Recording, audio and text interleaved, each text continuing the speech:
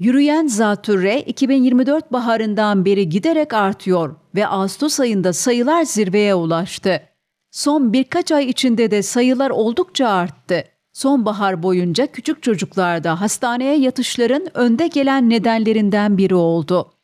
Yürüyen zatürre hastalığı son günlerde okul çağındaki çocuklarda sıkça karşılaşılıyor. Daha sonra aile üyelerine enfekte eden hastalık küçük çocuklar tarafından eve getiriliyor.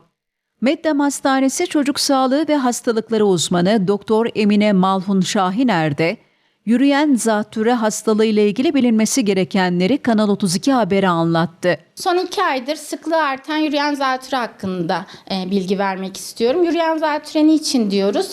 Çocuklarda belirti vermeden günlük aktivitelerini sürdürürken etkeni yaydıkları için yürüyen zatürre adı verilmekte. Buna etkene en sık sebep mikoplazma bakterisidir ve diğer bakteriler ve virüsler de sebep olmaktadır. 5 ve 17 yaş çocuklarda sıklığı görülmekle birlikte genç erişkinlerde de görülmektedir. Uzun süren ve geçmeyen öksürüğün hastalığın en önemli belirtisi olduğuna dikkat çeken Meddem Hastanesi Çocuk Sağlığı ve Hastalıkları uzmanı Doktor Şahiner, tedaviyi kendi kafamıza göre değil, mutlaka bir hekime danışarak yapmalıyız diye konuştu.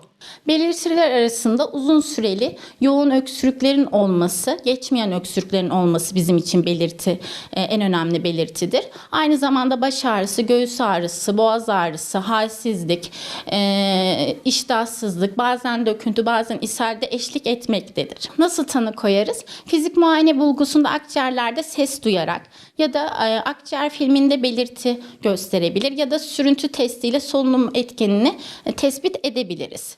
Tedavide uygun antibiyotik seçimi çok önemlidir.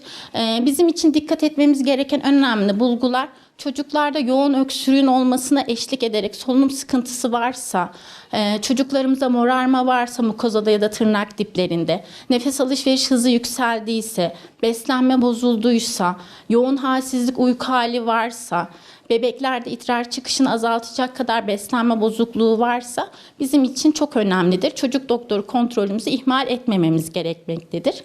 Aynı zamanda çocuk doktorumuza danışmadan bitkisel öksürük şuruplarında kendi kafamıza göre kullanmamamız gerekiyor. Uygun dozda uygun ilacı kullanmamız için mutlaka çocuk doktorumuza iletişim halinde olmamız gerekmektedir.